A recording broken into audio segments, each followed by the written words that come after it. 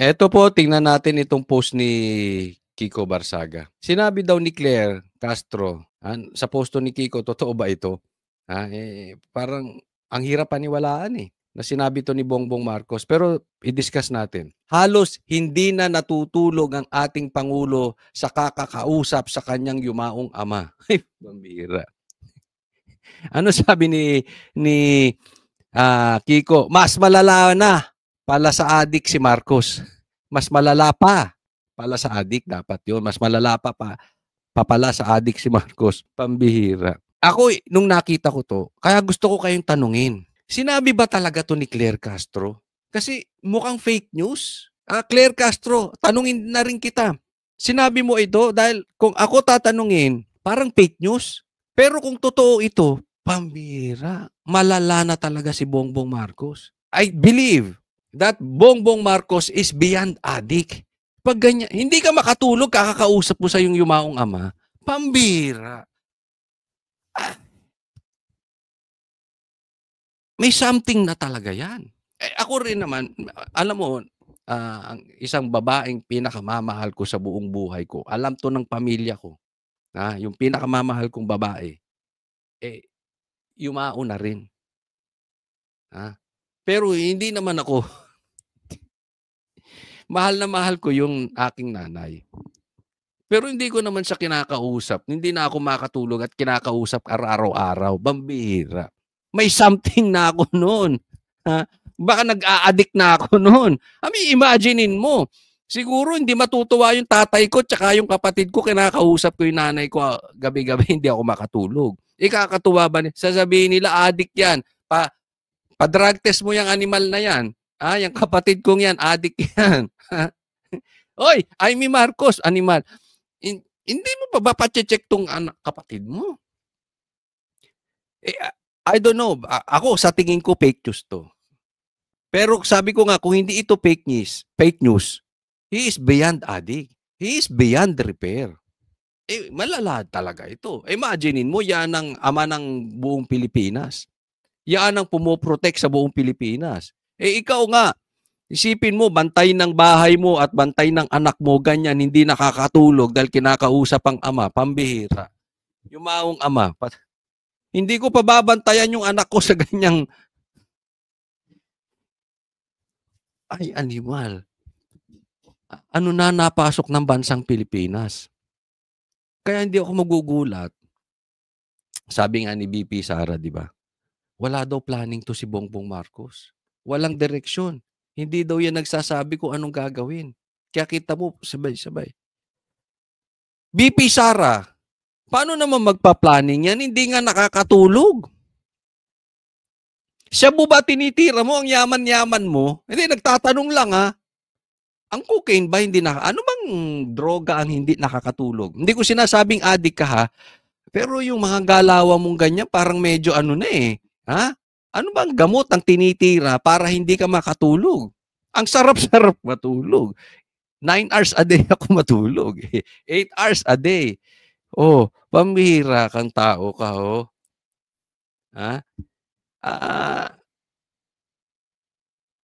tumutugma Yung sinasabi ni Sara, it shows gagawin mong ombudsman, may kaso. Political yung family. Congressman ng anak. Yung anak, nahulihan pa ng high grade, kush. Diba? Yung kapatid, gagawin mo pang SILG. Isipin mo magkapatid. Pinsan mo, gagawin mong speaker. Tapos, pinsan mo, ang pinakakurak sa Pilipinas, di umano. Tapos sasabihin mo, hindi mo alam. Tapos ligtas ka. Animal. Malala ka talaga, Bongbong Marcos. Ang dami mong kapalpakan. Ito, tingnan po natin.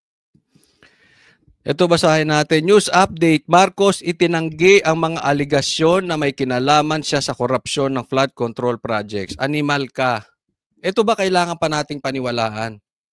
Ito yung hindi makatulog-tulog. At ang kinakausap niya, multo.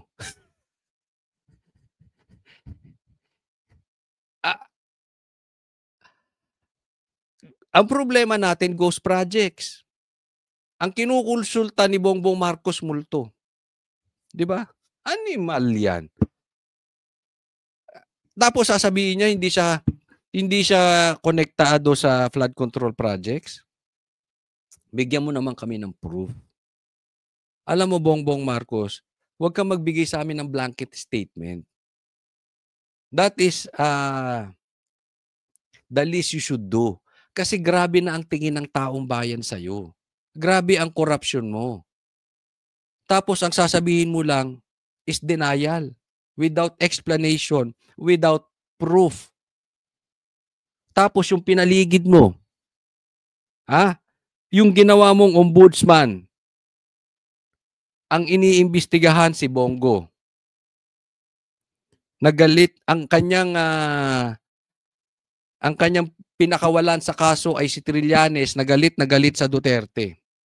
Na ang pinag-uusapan ngayon ay flood control ghost projects na wala namang connection si BP Sara. Ang nilagay mo na Senate President ayaw sa investigasyon ng flood control projects. Yung tinalaga mo na mag-iimbestiga sa ghost projects, gusto mag-imbestiga, secret nga lang. Tapos gagawing state witness yung di umanong mastermind. Tapos ginawa mo pang PNP chief yung kumidnap kay PRRD. Tapos sinabi mo, hindi mo papapasukin ng EDCA, hindi mo papapasukin ng ICI. Walang pumasok na barel sa KOJC. Tapos ngayon itatanggi mo na hindi ka kasama sa flood control projects. And then you expect the Filipino people to believe you. Parang sinabi mo lang, adik ka ba, Bongbong Marcos? Hindi mo sinagot. Sinabi mo nagtitake ng fentanyl si PRRD. Do you want us to believe that? Ikaw ang pumirma ng lahat ng yan? Under your nose. Pinsan mo ang may hawak nun. Kontrolado niya. Yung anak mo nasa Congress. Hindi ka kasali? Wala kang kinalaman? So inutil ka. Inutil ka kung ganun.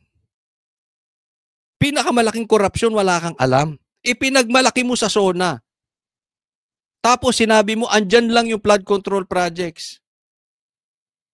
Hindi lang na-overwhelm lang.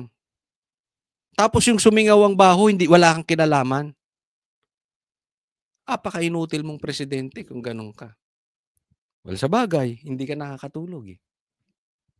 At ang kausap mo, tatay mo. Gabi-gabi. Ano pa asahan natin sa tao na ito? Di ba? Alam mo, Bongbong Marcos, huwag kang umasa sa iilang tao to protect you. Even Congress eh. Hindi ka mapoprotektahan ng 5 tao. Pag sumigaw na ang puso ng taong bayan at hindi mo pinapaliwanag ng maayos yan, mawawala ang tiwala nila sa iyo. Yung mga investor nga lumalayas na eh. Kaya nalulugi na, di ba? Yung stocks natin bumagsak. It's because of you, Bongbong Marcos. It is important yung trust, hindi yung control. Yes, you are in the position, but the trust, wala na. And that is a big problem. Kaya tingnan po natin itong next. Kaya, alam nyo, ako naman ay sang-ayon ako dito sa sasabihin ni Kiko Barsaga. Pakinggan po natin. My fellow citizens, it's now time for us to heed Mindanao's calls for secession. As the second largest island in our country with a population of almost 28 million people, the interests of the people of Mindanao is not one we can ignore or consider as less important than those of the people of Luzon. In the past 3 years, the Marcos administration has been criticized for its bias policy and its favoritism towards the NCR. Ako, alam nyo, pabor ako. Pabor ako kung hihiwalay ang Mindanao. Kasi, why are we dragging Mindanao? Yung sa legal na paraan, hindi po natin 'to alam niyo, wala naman tayong kakayanan para gawin 'yan. Pero kasi baka kakasuhan tayo, sasabihin, rebellion et cetera, kung ano-ano man 'yan, kung ano man tatawag nila diyan. Basta do'n lang tayo sa legal. Ako, pabor ako diyan, 'no, kung magagawa nilang legal 'yan, humiwalay ang Davao. Ang Mindanao. Kasi naniniwala ako, ang Mindanao magiging parang Singapore. Aangat 'yan, eh. Pahirap lang naman 'tong Luzon, eh, 'di ba? Asan ang mga kurap? Nandito sa Luzon. Sino nga sinasabi ni Kiko, sino pinapaboran nitong si Bongbong Marcos? Luzon. Asan ang mga baha? Nasa Luzon. Damay buong Pilipinas. Bakit hindi na lang natin hayaan ng umasenso 'yon? In any way, baka tayong ibang mga Pilipino, puwede tayong lumipat ng Mindanao. Kasi 'pag umasenso sila, we have better chance. Alam mo, napakalaking bagay niyan. Imaginin natin, umalis ang Mindanao, umasenso. At 'pag umasenso, tayong Pilipino in totality makikinabang. Maraming OFW sa'tin, umaalis dahil walang trabaho sa Pilipinas, dahil maliit ang kita. Imagine this, if ang Mindanao maging Singapore o kahit kalahati man lang ng Singapore, mga kababayan natin, hindi na kailangang umalis pa ng bansa. Iwanan ng pamilya, aalis ng bansa, magtitiis, pag-uwi sira na yung pamilya, 'di ba masakit, eh. Dahil kailangan kumita. Paano kung Mindanao? Punta ka lang do'n. May opportunity, mayaman yung bansa na Mindanao, dalhin mo yung buong pamilya mo, 'di ba? Kasi Pilipino ka naman, eh. I'm sure puwede kang pumunta ro'n. Ang makikinabang buong Pilipinas. At alam niyo po, mababawasan ng korapsyon. Alisin ko muna 'to, Mababawasan ng korapsyon dito sa Luzon. Bakit? Kasi naniniwala ako sa healthy competition. It will really, boost you up. Halimbawa I'm a quiet, competitive person. Talagang deep inside nagko-compete ako. Healthy competition, hindi ko yung hinihila sila pababa.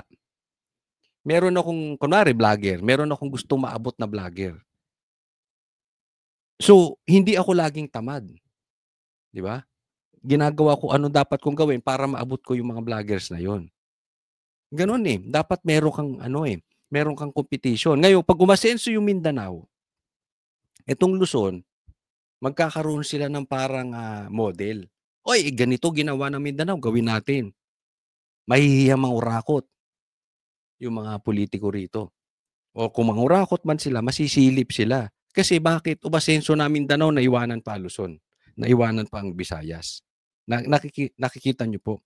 It will be healthy for the whole Philippines. It will be healthy for the Mindanao. It will be healthy for Luzon and Visayas. Kaya sang-ayon ako dun sa sinabi ni Kiko Barsaga. Tuloy po natin.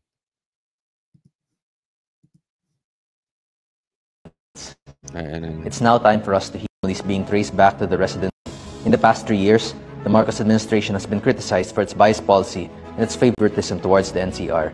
And with the recent flood control anomalies being traced back to the residences of corrupt politicians in the NCR, the calls for Mindanao secession has gradually increased. Mindanao is capable of being entirely self-sufficient, with their abundant natural resources and competent... Yun. Ang importante, self-sufficient. At hindi lang, I think they are beyond self-sufficient. They can thrive. Yayaman pa yung Mindanao na yan. Alam mo, pag-isipan natin yan.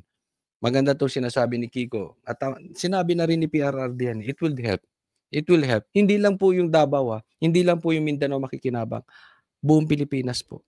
Labor force, they can successfully thrive as an independent nation, which makes the fact that the corrupt national government excessively taxing them for the benefit of Luzon's politicians very upsetting. Ayun, totoo yan. Tax ka ng tax sa Mindanao para yung mga politikong magnanakaw sa Luzon, masuplayan mo ng Forbes Park. Masakit, di ba? Kung yung tax mo ron, Doon lang naka-concentrate sa Mindanao. Instead na binili ng bahay dito sa Forbes Park, ginawang tulay doon. Aasenso. Look at Davao. Di ba? Sympathize with their anger. As a representative from Cavite, it disgusts me that the government funds for developing provinces like ours are being funneled by Congress into the pockets of corrupt politicians that reside in exclusive subdivisions in the National Capital Region.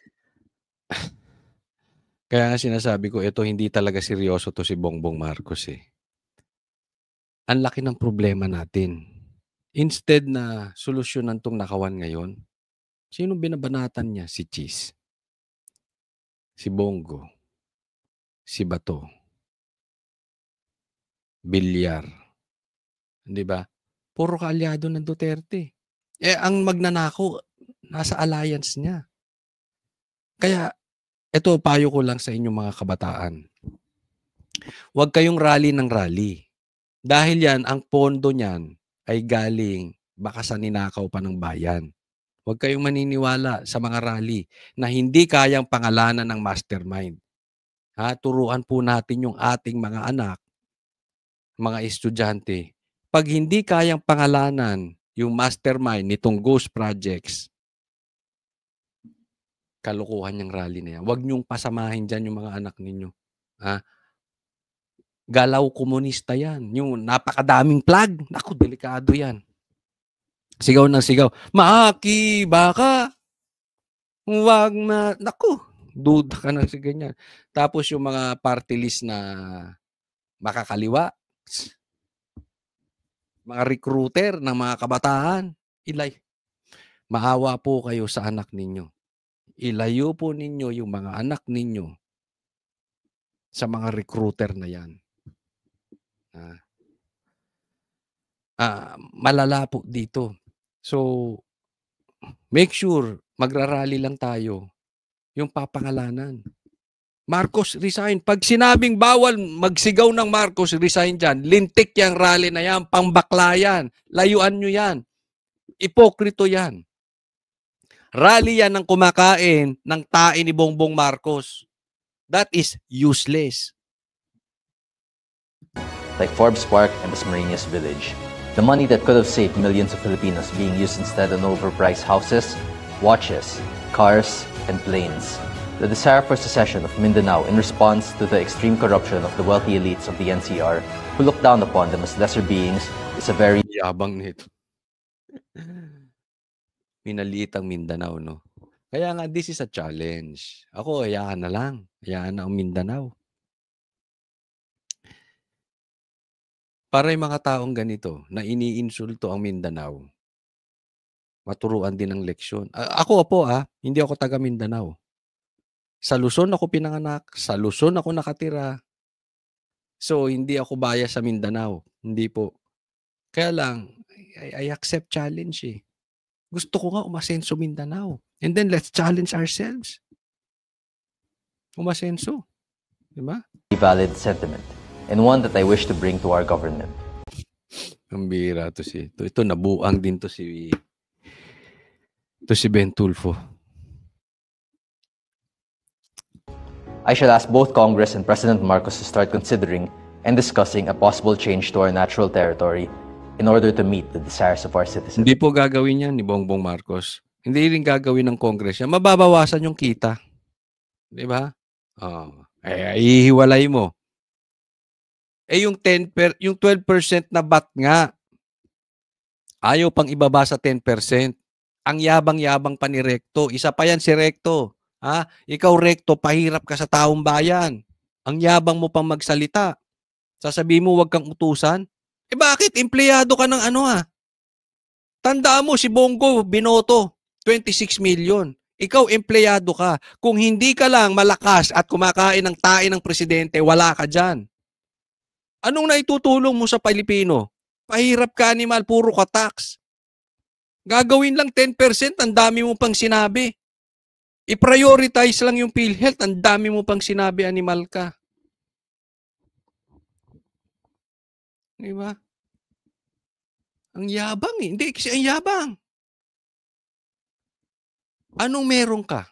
Alisin mo yung malakas ka kay Bongbong. Wala ka diyan. Ang laki ng takot na takot kang mabawasan yung tax. Ang laki ng gago 'to si Recto. Para kang di nakatira sa Pilipinas. Hindi mo nakikita yung corruption? Kung nakikita mo yung corruption, alam mo may pera Pilipinas. Kabobo mo, Recto. Alam mo may pera eh. Ayusin nyo lang. Mas pinipili mo na pahirapan ng mga Pilipino kaysa ayusin nyo yung korupsyon. Lahat po tayo yung bat na yan. Lahat ng ginawa mo, kada kibot mo, 12% na pupunta. Bili ka kotse, 12%. Kain ka sa labas. Grocery ka. Naku. Bili ka gamot. Tapos yayabangan mo kami, Recto, ng huwag kang utusan. Utusan ka ng Pilipino, animal. Kaya nga kayo nandiyan para magserbisyo eh. Anong gusto mo, hari? Next po, tingnan natin to. Ito, tingnan natin ngayon kung saan nakapanig to si Chanco, si Tambi, si Saldi, at saka si Bongbong Marcos. Makikita po natin dito. Tingnan nyo po. You cannot question their integrity. It's beyond question. Hindi dapat questionin ang Independent Commission for Infrastructure o ICI. Ito ang inihayag ni Navotas City Representative Toby Tiangco nang dumating sa tanggapan kanina. Paliwanag ni Congressman Tiangco, hindi basta-basta ang integridad ng mga miyembrong bumubuo sa komisyon. Number one, yung credibility, no? Yung integridad ng mga bumubuo ng ICI, talagang napakataas ng integridad nila, di ba? Si former Justice Andres Reyes, former Secretary Babe Singson, yung head ng SGV. Ito lang tanong ko. Sige, hindi natin ka-questionin yung credibility ng mga yan. Kasi hindi ko naman sila personally kilala. Di ba? Ang tanong ko lang dito, bakit ayaw nilang i-live yan? Ayaw nilang televise. Ayaw nilang ipakita. Gusto nila mag-imbestiga ng pasikreto. Kasi pupusta ako sa'yo, Chanco. Ito si Chanco, madalas natin itong pinupuri. Ganyan naman tayo eh. Di ba? Pag tama, palakpakan. Pag mali, banatan. Ganyan po, banateros. Pero, bigyan ka namin ng chance. Sabi mo, maganda integrity dito ng mga ito. Yung character nitong mga miyembro ng ICI, okay. Pero, huwag nating kakalimutan, ang kailangan ng taong bayan ay yung trust maibalik sa gobyerno. Paano babalik ang trust sa gobyerno kung bigla-bigla na lang, sikreto, ang investigasyon tapos sasabihin magiging state witness si Tambi? Kung sakali man, kung hindi man, paano pag sinabing walang kinalaman ng presidente? Do you think the Filipino people will accept that? Considering secret kayo nag-imbestiga. Kasi kung ako tatanungin, hindi ituturo ng ICI si President Bongbong Marcos. Ako, bilib ako sa'yo, Tambi, Chanco, dahil talaga binabanatan mo sila, Tambi. But we are observing you. Kasi alam natin, ikaw ay nandoon sa panig nila Bongbong Marcos. Dapat wala nga sacred cows dito. Kung puro si Tambi lang, tapos si Marcos ay malinis, ay naglolokohan tayo. Kalokohan yan. Naiintindihan po natin. Hindi dapat yan. Mali po yan. Hindi dapat ganun. Tapos, sikreto, tapos binibuild up mo yung ICI, medyo questionable yan. Well, bibigyan ka namin ng pagkakataon.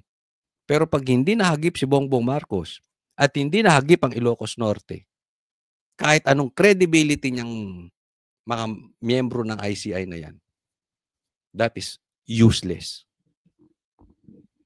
Iniwala rin ang Kahit ikaw Tiangco, kung hindi ililigtas mo si Bongbong at puro ka lang tambi, yung credibility ng sinasabi mo patungkol dyan, I don't think tatanggapin ng taong bayan. mambabatas na ginagawa ng independent body ang kailangan nilang magawa, lalo na at hayag na sa publiko ang mga nangyayaring anomalya, maging kung sino ang mga umano'y nasa likod nito. Ang kailangan na lang buuin dito is yung ebidensya para mapatunayan sa korte na yung mga may kasalanan, talagang may kasalanan. My impression is, binubuo nila yung ebidensya para matibay siya pag final sa korte. Ayun, bibigyan ka namin ng pagkakataon. Okay, sabi ko nga. Pero pag hindi yan dumiretso kay Bongbong Marcos, nilalaglag nyo lang si Tambi, pero nililigtas nyo si Bongbong. That the Filipino people cannot accept. Pag final sa korte. Dagdag ni Representative Tiangco, base sa kanyang karanasan, very professional kung ilarawan niya ang ginagawang pagdinig ng komisyon kaugnay ng issue. What's being professional for in that? Pasikretong investigasyon? That's not professionalism. Samantala muling kinwestiyon ng kongresista ang Department of Foreign Affairs kung bakit hanggang ngayon sa kabila ng mga issue ay hindi pa rin kinakansela ang pasaporte ni former House Appropriations Chairperson Representative Zaldico. Diyan naman naniniwala ako sa kanya. Dapat kinakansela na ang passport niyan para mapauwi. Kung talagang lehitimong gusto niyong umuwi si Zaldico, kanselahin niyo na yung passport. Bago pa makabili yan ng passport, bago pa makabili yan ng citizenship, bago pa makabili yan ng visa. Ngayon, ang hindi ko maintindihan, bakit tila DFA o yung ibang mga nasa gobyerno ang nagdedepensa pa kay Zaldico kung bakit hindi pwedeng kanselahin yung passport. Yon mismo. Dapat kanselahin na ng DFA. Ngayon, pag papalag itong si Zaldico, di hayaan na natin siyang paliwanag sa korte. Hindi yung parang nag-aabogado pa ang mga congressman, nag-aabogado pa ang itong DFA in behalf of Zaldico. Di ba dapat kansilahin nyo, tapos pabayaan yung abogado niyang questionin sa korte yung pagkansila? Correct. Yun ang Tugon sinasabi. naman ng DFA, hindi nila basta-basta maaaring bawiin ang pasaporte ng isang Pilipino. Sa inilabas nilang pahayag, binigyang diin ng DFA na ang pasaporte ay maaaring kansilahin kung may utos ng hukuman dahil ang may hawak ay pugante o nahatulan ng krimen o kung nakuha ito sa pandaraya, binago o inisyu ng may pagkakamali. Ba't hindi nyo ibendalo? Ay, si ano to Si ano to ng SMNI Kakaibigan natin yan. Bakit hindi nyo nag-aabogado? Sabi yun, di ba? Nag-aabogado. Talagang naman nag-aabogado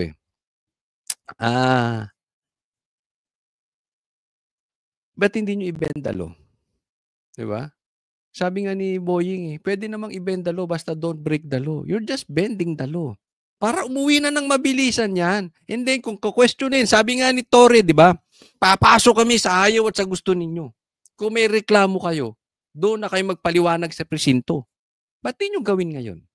Mga animal kayo. Di ba? Ba't hindi kayo ngayon magbendalo? Hindi gawin nyo lang. And then kung gusto nyo magreklamo kayo sa korte.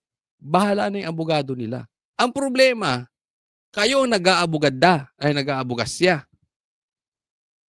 sa kanila. Pero alam nyo kung bakit? Alam nyo kung bakit? Hindi naman sila seryosong pauwiin. Huwag nga tayo maglokohan. Si Tambi, ayaw niyang umuwi si Saldi. Itatago niya yan si Saldi. Kasi gagawing sa kanya ipapataw lahat ng kasalanan. Tapos, ligtas siya. Kasi ganyan Kaya naman napili yan ni Tambi si Saldi. Kasi uto-uto. Kita nyo naman kung walang pera yan, mukhang uto di ba? Di ba? Tingnan ninyo, mukhang uto. Oo. Madaling utuin. O sige, ikaw dyan. Kumbagat sa magnanakaw, siya yung akyat bahay. Si Tambi, doon lang hinahatid sa kanya yung ninakaw na pera. Kumbaga sa droga, siya yung runner. Si Saldi. Si Tambi lang yung nagsusupply ng droga. Nakatago. Sinong gumagawa ng dirty job? Si Saldi. Kaya hindi nila pauuwiin talaga yan. Kaya yung ginagawa nila dyan, drama lang yan. Even Bongbong. Maituturo. Pag si Saldi na ituro si Tambi, ang kasunod na niyan si Bongbong Marcos. Kaya yung magpinsan na yan, may sabuatan yan. Huwag kayong maniwala na gusto talaga nilang pauwiin. Alam nyo kung seryoso silang pauwiin? Ha? Maingay na yan si Boying. You will know. You will know kung ano ang plano ni Bongbong Marcos. Maingay si Boying patungkol sa pag-uwi ni Saldi. Maingay si Claire. Talagang aatakihin ni Claire yan. Kung paano inatake ni Claire si VP Sara, ganyan magiging agresibo yan si Claire kay Saldi para pauwiin. Yung mga key people, even Trillanes, magpupuputak yan doon sa magpapa-interview yan doon sa isang vlogger na hindi ata kaya mag-vlog ng walang interview. Oo, hindi. Baka walang manood sa kanya pag walang interview. Magpupuputak. Diba? Pansinin mo yung mga yan. Hindi nila inaatake na pauwiin si Saldi. You know why? Ayaw ni Bongbong Marcos. Yan lang. Ganun kasimple yan. And even Congress, sa tingin nyo gusto ng Congress pauwiin si Saldi? Hindi rin. Anong patunay mo, Coach? Ito, tingnan po ninyo. Ito si Attorney Ridon. Ito ang nag-aabugas siya kay Saldi. Passport ni Saldi ko, hindi pwedeng basta-basta na lamang kansilahin ayon kay Representative Ridon. Di ba? Alam mo naman ang karakas, di ba? Sa Congress, ayaw din nilang pauwiin si Saldi. Makikita mo naman yung mga mahilig pumutak eh. Kung ano ang tono nila, yun ang posisyon ni Tambi. Sino mahilig pumutak kay Bongbong? Trillanes, Boying, Claire. Pinuputakan ba si Saldi? Hindi. Ayaw ni Bongbong din umuwi yan si Saldi. Dahil malilintikan sila, dalawa ni Boying. Yan po ang style nila. Ito po, fake news. kailangan ng balita, may fake news eh. Oo, balita, fake news. Sino itong fake news? Pakinggan natin. How can Tamba afford? Ano ang ma-afford ni Tamba? May 10 bahay nga yan sa Forbes.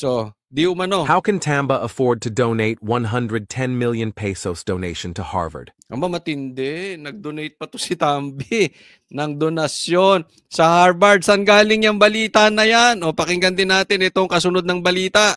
A few hours ago, the Philippine Daily Inquirer ran a headline saying Senator Chiz Escudero asked for an extension to reply to Comelec. Ayan, eto binalita, balita po ito, mainstream media, Inquirer, totoo ba ito?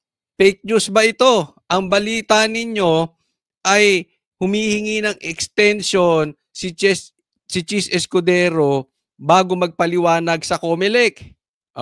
Ito ang katotohanan. Pakinggan po natin. But here's the thing. Today, Chiz already filed his manifestation. No delay, no extension. Nag-file agad within doon sa time. Hindi po siya humingi ng extension. No delay, no extension, just action. So what happened here? Simple. Someone is using his connection to hide the truth. Ayun. Yun pala. Arbolado, new PDI President Romualdez, CEO of Inquirer Group. Kaya naman pala masigasig si Inquirer. So alam na natin, ang paninira kay Chiz Escudero galing sa fake news na Inquirer. Na ang CEO, si Romualdez. Teka muna, bawal yan, animal.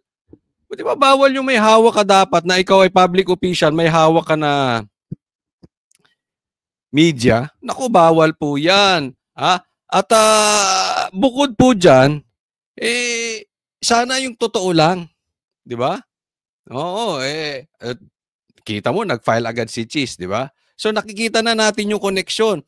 Ang tatay ng paninira kay Cheese Escudero galing kay Tambi. Pinapadaan sa Inquirer. So, alam na natin. Okay? Kung bakbakan at bakbakan lang at siraan ang naninira kay Cheese ay si Tambi. Tanong, sa tingin ninyo, sino ang mas may credibility patungkol sa tamang balita? Sino ang mas may credibility sa sinasabi? Si Cheese o si Tambi? Si Tambi, sinasabi niya, hindi siya konektado sa flood control projects, wala siyang ghost projects. Si Cheese din ganon.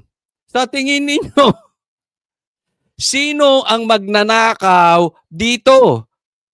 May record ba si Tambi na siya ay talagang magnanakaw? Meron to bribery, sabi ni BP Sara. Teka muna, si Cheese Escudero. Ano? Meron ba tong record? Ba kailangan saliksikin natin yan. Saliksikin natin kung anong record ni Cheese, pero tapusin natin to. The truth? Chiz didn't ask for time. He used his time to file on schedule. In a world where fake news travels fast, facts have to move faster. Yon. Ay, kailangan tayo, mga kababayan, tayo mga banateros-banateras, gagamit tayo ng ulo. Huwag na po tayong papabudol muli. Huwag na tayong maniniwala sa salita. Kaya grabe, ang lagi kong sinasabi sa inyo, huwag niyong paniniwalaan ang sinasabi ng politiko. Ang titingnan ninyo, yung record nila. Kung maayos ba sila. Kasi kung hindi sila maayos, kahit anong sabihin ninyan, fake news yan. Sinungaling yan. Titingnan nyo. Okay? Sasabihin, hindi ako adik. Pero adik naman pala. Dating adik, takot magpa-drug test. Hindi ako magnanakaw dati nang magnanakaw. Hindi ako anong nangyari sa syudad? Yung ganun, imbestigahan nyo. Ito po para sa lahat, kahit mga vloggers, kahit po ako, huwag nyo akong paniniwalaan. Tingnan ninyo kung totoo ba yung mga pinagsasabi ko. I-research nyo rin. Para tayong mga Pilipino, hindi tayo mabilis mabudol. Lagi nating titingnan, totoo ba itong sinasabi ni Tambi? Totoo ba itong sinasabi ni Cheese? Totoo ba itong sinasabi ni Coach Soli? Laging ganun. Kasi pag ganun, di tayo mabubudol. Kung nag-research po tayo, hindi dapat presidente si Bongbong Marcos. Kung nag-research tayo, hindi dapat naging congressman si Tambi. Unless na lang, Garcia yan. Si Garcia ang pumasok sa sitwasyon. Di ba? That is a different story. Pero kung titingnan natin yung background, marami sa politiko natin hindi sana nakaupo kung marunong mag-check ang mga Pilipino. Eto, tingnan natin. Tingnan nyo po. Ano naman ba ang background ni Cheese Escudero? Tingnan po natin. Tingnan natin yung background ni Cheese Escudero. Napaka-importante niyan. Ni-research ni Guanzon. Pambihira to si Rich. Si Guanzon ang bubutas Oo. Ano kaya ang nakita ni Guanzon dito kay Cheese? Tingnan natin. Former COMELEC Commissioner Rowena Guanzon just dropped receipts, and she's not buying the smear. She searched. She checked. No graft, no plunder, no corruption case. Escudero's record, clean for 20... Ayun, matindi. For 27 years, no corruption, no graft, walang record si Cheese Escudero. Matindi mag-research Ginawa ni Guanzon pink to, dilaw ito. Ay alam naman natin yan di ba? Alam natin ang karakas niyan. Kaya lang, eto si Guanzon, ang yellow na hindi kumakain ng tae. Bikadiri ata yun. Di ba? Taas ang kamay dito ng mga dilawan. Tanong ko sa inyo, kumakain ba kayo ng tae? Gayahin nyo si Guanzon, di kumakain ng tae. Okay? So si Cheese, malinis for 27 years. Yung record. Tanong! Si Bongbong, ano record for 27 years? Naku. Rolling Stone. Oy. Si Sandro, anong record for 27 years? Mas lalo na si Tambi.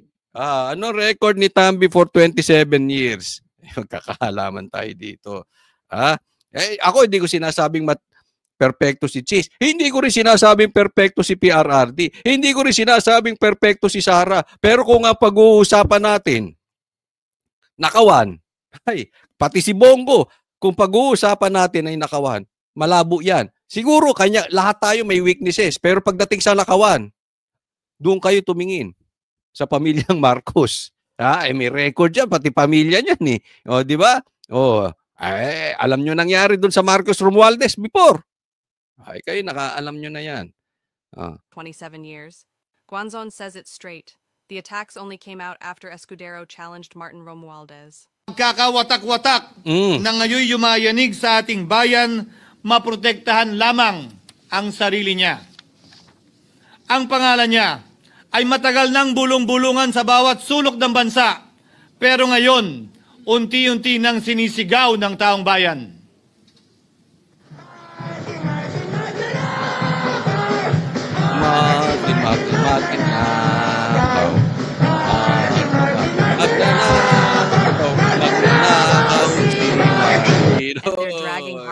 Pati si Hart, dinamay. Pati si Hart, dinadamay nyo, pambira. Ganito lang to, Ako nauunawaan ko kayo. Pagpangit ka, hindi, ito pangkalahatan to. Pagka pangit ka, hindi ka dapat nai-insecure sa maganda. Kasi ako, kahit di naman ako gwapo never akong na-insecure sa pogi. Ano pa nga yan ibig sabihin maganda ang hulma ng Diyos dyan, no? Maganda. So, huwag niyong problemahin. Ang problema, may naiinggit kay Hart. Personal attack. Alam niyo kung bakit? Alam ko kung sino yung mahilig po personal attack. Kaming Banateros, 3 pa lang kami noon. Si Banat Bay, ako, si Boss Dada. Pinersonal attack kami. Galing sa gobyerno. Kumuha ng vlogger. Inatake kami. Ang atake sa amin, hindi issue. Personal. Ganyan sa kabila. Ganyan ang galawan dyan sa kabila. Akala mo naman yung anak nila hindi nahulihan ng droga. Nako, pambihira. Nako. Baka mamaya sumulpot na naman yung mga trolls. But anyway, ikaw, I'm talking to you. Huwag kang nagseselos kay Cheese. 'Di ba? Hindi mo siya pwedeng gawing waiter all the time. Kung ikaw insecure kay Hart, problema mo 'yan. Tigil-tigilan mo ang droga. Okay? Kasi sabi nila, dati wala po tayong pinapatukuyan. Dati heart trap ka daw. Ngayon, lulong ka daw sa droga. Kaya ganyan ang itsura mo. Wala talaga. Sabi nga ni Torre, naku pa, simbira si Torre, tinanggal. Dahil may binanggit. Ang adik pumapangit. Nakakita na ba daw kayo ng adik na talagang nakakapangit yung kahit heart trap ka. Papangit ka. At kahit heart trap ka, pag ang nakatapat mo, si Hart, magmumukha ka talagang pangit. Tanggapin mo yun. Biyaya ng Diyos yung kay Hart, wala sa'yo. So relax ka lang, wag mong idamay yung personal. Doon ka lang sa issue. Si Hart lang, kung si Hart lang ang topic ninyo, si Cheese, kung si Cheese lang ang topic nyo, dinadamay nyo pa si Hart, mga animal kayo. Tigil-tigilan nyo yung pagdadrugs ninyo. To it too, Guanzon claps back. Mayaman na si Hart nung pinanganak pa lang. This isn't about her. It's political damage control. Ayun. Kasi, yan ang sinasabi. Maraming nagsasabi sa akin Ako kasi wala akong alam sa artista. Wala akong kaalam-alam sa artista. Alam ko lang pag maganda. Marunong ako tumingin kung maganda. But anyway, maraming nagsasabi sa akin, tinatanong ko dun sa may mga alam sa artista. Ang sabi nila, mayaman yan si Hart. Dati pa yan. Bago pa niya nakilala si Cheese, mayaman na yan. Sa katunayan, mas mayaman pa yan kay Cheese. Paswerte mo naman, Hart. Cheese. Ang ganda na nung asawa mo, mayaman pa. Kaya hindi kailangan maurakot. Minsan kasi, alam nyo, ito, kwento-kwentuhan lang ha, real talk po tayo, pero totoo to. Minsan kasi, yung lalaki, nagiging swapang lang sa pera dahil pag ang babae, mukhang pera. Oh, di ba? Susulsulan. Why? Ikaw ang dapat pinakamalaking kurakot dyan.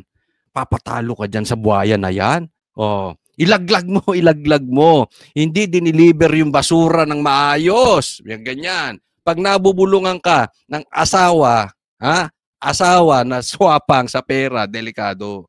Oo. Kaya kayo, may mga asawang hindi mukhang pera, pasalamat kayo sa Panginoon. Dahil pag ikaw nagkaroon ng asawang adik na mukha pang pera, tapos ka dyan. Tapos ka.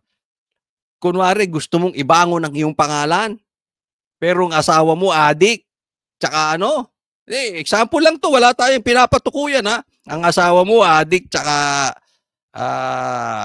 mukhang pera, ay, mahirapan ka ibangon ang pangalan mo. Kasi ba't hihingin ka ng hihinga ng para niyan eh. O bibigyan ka pa niyan. Tara, honey, nood tayo concert. Nako, delikado. O, pagkatas ng concert, ano na? Palitan na kayo. Di ba? Nako. Alam na ako, delikado.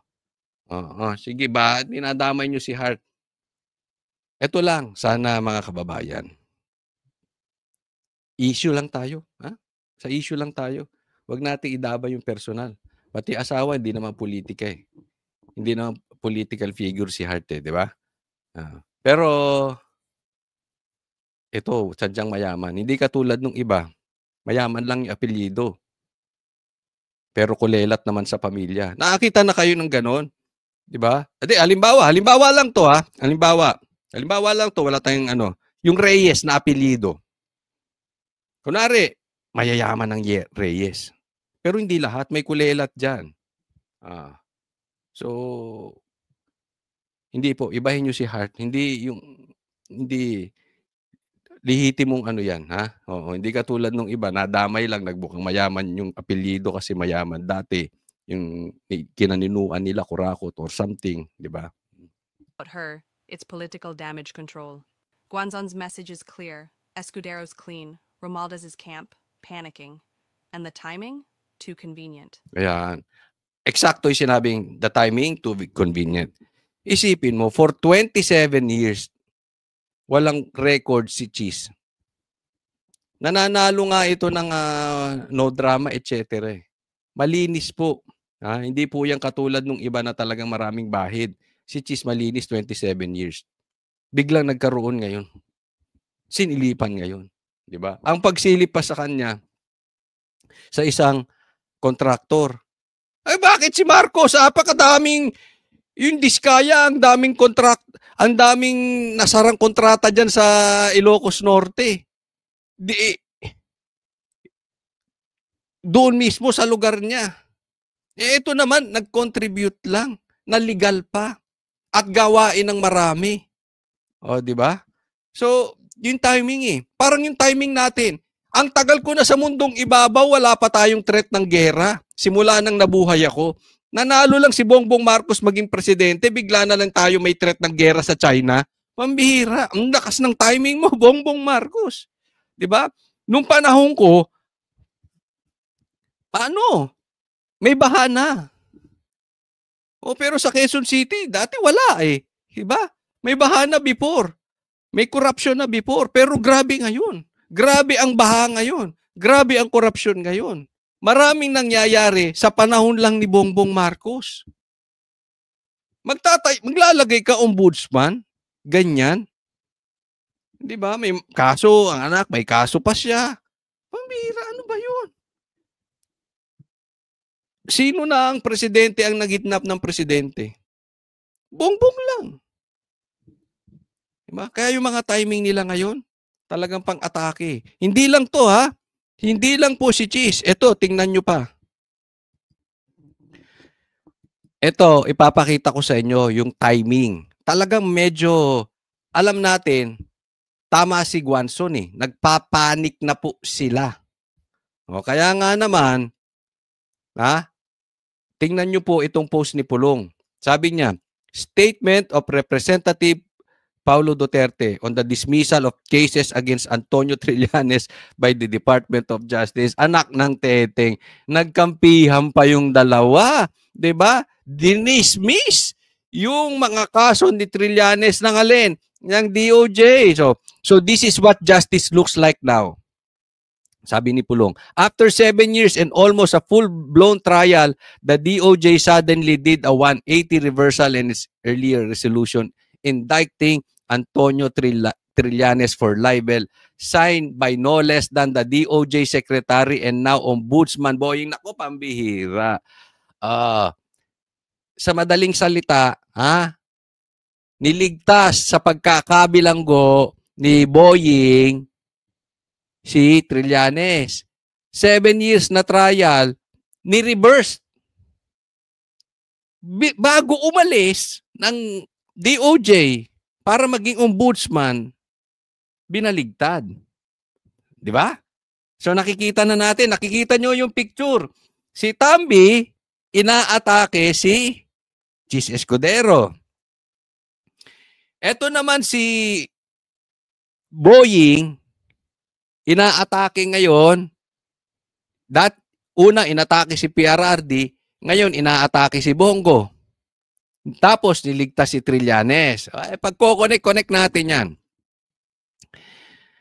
It seems the DOJ has finally found its true calling, not as the defender of the law, but as the protector of the political ally of the administration. Dismiss the case against Trillanes. Of course, that's the new justice system of the Philippines, one where friendship and political accommodation trump accountability. Kaya ito si DOJ, DOJ si Boying, hindi talaga para depensahan, yung sinasabi niya, depensahan ng batas. Kung hindi, protektahan yung kanyang amo. Bakit binabanatan si Bongo? Di ba? Sinong gustong bumagsak si Bongo? Si Tambi at saka si Bongbong Marcos. Na-explain ko na yan doon sa vlog ko kahapon. Dahil importante na maghawak nila Bongbong ang pagiging Vice President sa susunod na eleksyon. O tuloy tayo. Mga judge at justices, pwede na kayo mag-resign. Kayang-kaya na ng DOJ at ng Ombudsman ng buong batas ng Pilipinas. Kaya kayo rin, mga nasa law school. Wag na kayong mag-aral ng law. Ganito na lang. Aralin niyo na lang ang batas. Tapos, antayin nyo na lang lumakas kayo sa presidente. Tapos, kainin nyo yung tain ng presidente. Nang sa ganun, malakas ka. Oo, wala nang batas-batas. Wala na talaga. Ngayon, palakasan na lang. Hindi ba? Kasi alam naman natin kung paano dikdikin ni Trillanes si PRRD, di ba? Alam natin kung paano dikdikin ni Trillanes si Bongo. Anong kabayaran? Ayan, ligtas ka. Sige, dikdikin mo pa yan si PRRD. Si PRRD napadala na sa ICC. Sige, ngayon naman, puntiryahin mo si Bongo. Ang balita ko, isusunod si Bato. Diba? Bakbakan mo yan. Kami bahala sa kaso mo, Trillanes. Ligtas ka. Ako. Ombudsman. DOJ. Hawak natin. Basta kahul ka lang ng kahul. Aw ka lang, Gayahin mo si Tito Soto, tuta. Basta tuta ka lang. Ayos ka na.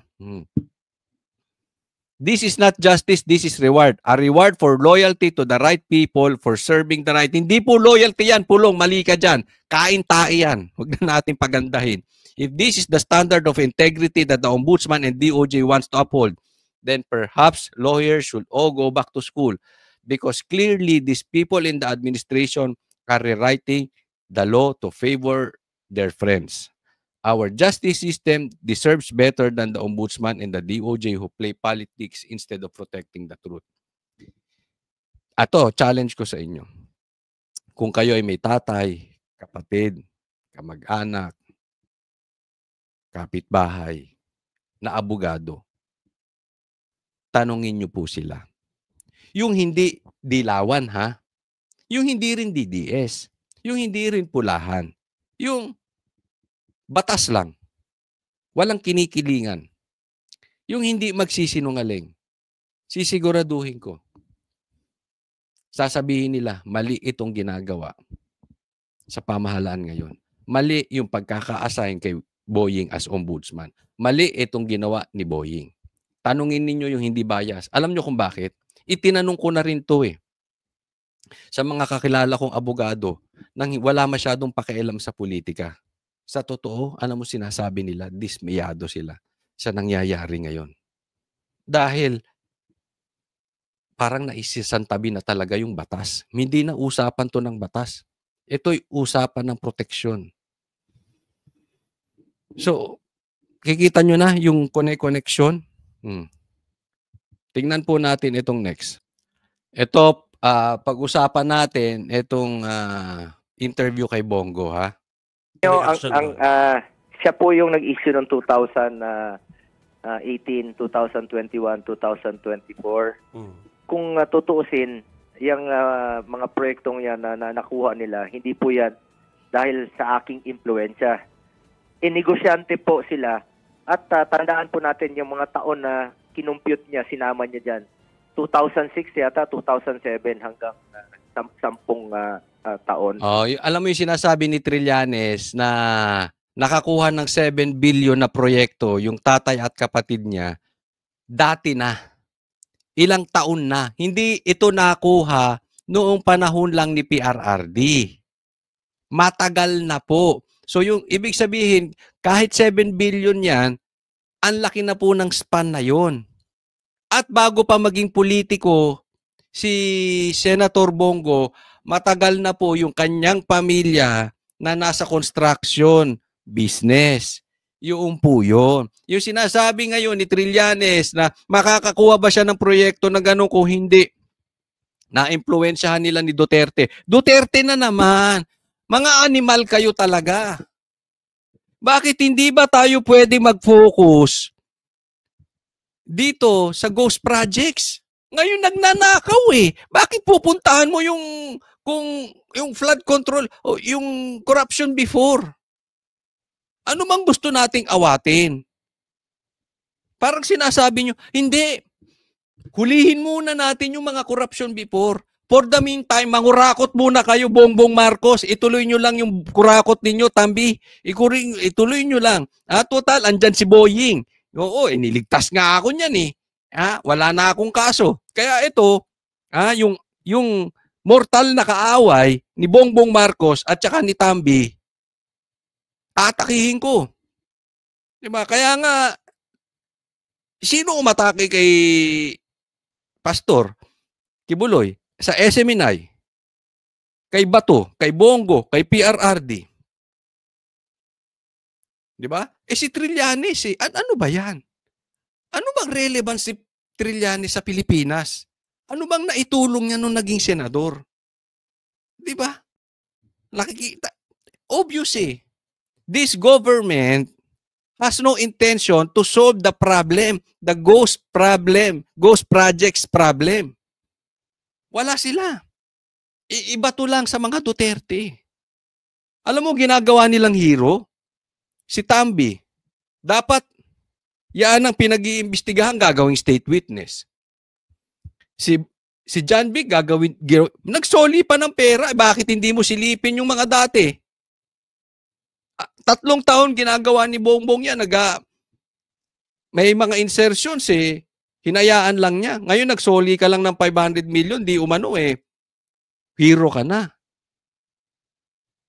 Alam mo ang totoong hero ngayon? Sila yung ginigipit. Si Boying, hero pa ang dating. Susugpuin, naniniwala kayo? Naniniwala kayo sa mga kademonyohan na itong mga lintik na ito? Susugpuin pa raw ang pambihira. Ang laki ng problema sa Ilocos Norte. Yung baha doon, hindi sila nag-focus. Doon sa napakagandang Davao. Bigyan ko kayo halimbawa. Ihiwalay mo Davao at saka Ilocos Norte. sa Pilipinas. Ang Davao, buhay. Ilocos Norte, sub-sub yan. Ikaw na lang, tanungin ko kayo. Kunwari, Pilipino ka. Gusto mong lumipat. Kunwari, himuwilay ang Davao at saka Mindanao sa Pilipinas. Gusto mong lumipat dahil nagsasawa ka na sa Luzon. Saan ka lilipat? Ilocos? Gago ka ba? Siyempre, doon ka sa Davao. Alam mo, ligtas doon eh. Alam mo, mayaman yung syudad. Di ba? Asaan ang baha? Asaan ang mga proyekto ng Diskaya? Alam nyo kung ba't ginigipit si Bongo? Sinasabi, di ba, na ayaw niyang ilantad yung mga Duterte. Pero yung nalantad na mga pinakamalaking kontrata na nakuha, Diskaya sa Ilocos Norte. Makalokohan itong mga to. Sabi ko nga, pwede ko bang palitan ng mga kamag-anak ko? Kung pwede ko lang pong palitan, papalitan ko po. Pero hindi ko na po magawa yan. Ang importante po, malinis ang aking konsensya.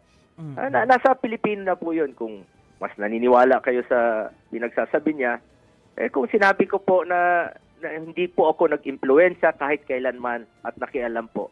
Sabi ko nga, hindi ko ginamit ang aking posisyon para bigyan sila ng pabor. At hindi po ako nakikinabang sa mga negosyo po nila. Nasa Pilipino na po kung sino po ang paniniwalaan. Ito, napaka-importante nung sinabi na yun. Nasa Pilipino na po kung sinong paniniwalaan nyo. Diba?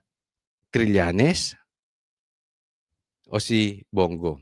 Si Bongo, ang laki ng pakinabang. Si Bongo, binoto ng taong bayan. Pinakamalaking boto sa Senado, 26 million. Si Trillanes, 200,000 lang, talo pa sa pagka-mayor. Diba? Alam nyo kung sino talaga ang tuta. Aso lang. Kahol lang ng kahol. Para sirain. Etong lahat na ito ay propaganda laban lang sa Duterte. Ako tatanungin ninyo, hindi po si Tambi ang hero. Hindi po dapat si Boying ang hero. Hindi si Trillanes ang hero dahil pinakidnap niya si Tatay Digong. Alam nyo ba yung issue ng ICC? Galing po yan kay Trillanes. Siya ang bumulong-bulong. Siya ang demonyong bumubulong-bulong kay Bongbong Marcos. At kailangan niya si Trillanes. Kailangan niya ang dilaw. Kaya nga nanalo si Kiko at saka si Bam eh. Di ba? Ang totoong hero dito si Cheese. Alam nyo kung bakit? Nanindigan siya ng naaayon sa batas na pinanigan naman at sinabi rin ng Supreme Court na unconstitutional yung impeachment. Nanindigan, kauna-unahan po si Cheese. At bukod kay Cheese, si Senator Bongo. Si Senator Bongo hanggang sa kaduluduluhan, hindi iniwan si PRRD. Isama ko na rin dito si Pastor Kibuloy. Si Pastor Kibuloy ang kauna-unahang naging biktima nitong gusto nilang patayin ang imahe ni PRRD. Hindi po iniwan si PRRD. Si Bongo hindi iniwan si PRRD. Si Cheese nanindigan. Hindi siya maka-Duterte pero nanindigan siya para kay Sara dahil sa katotohanan. Si Boying, si John Vic, si Tambi, ano ang pakinabang nila sa bansang Pilipinas? Diba? Hanggang ngayon, pinahihirapan si Pastor Kibuloy, si Bongo binabanatan, si Cheese binabanatan dahil sa paninindigan sa tama, wala sa politika.